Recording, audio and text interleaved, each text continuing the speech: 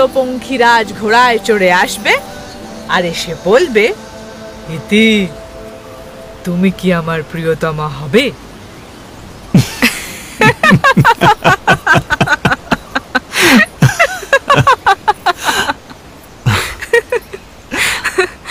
না না, মজা করছিলাম। এমনি এমনি ভাবি যখন যা মনে আসে। চলুন আজ যাই, না হলে আবার আব্বু চিন্তা করবে। ইতি,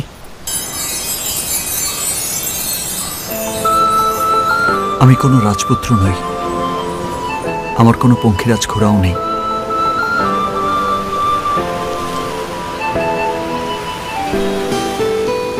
কিন্তু এক রাজ্য ভালোবাসা আছে। তুমি আমার প্রিয়তমা হবে।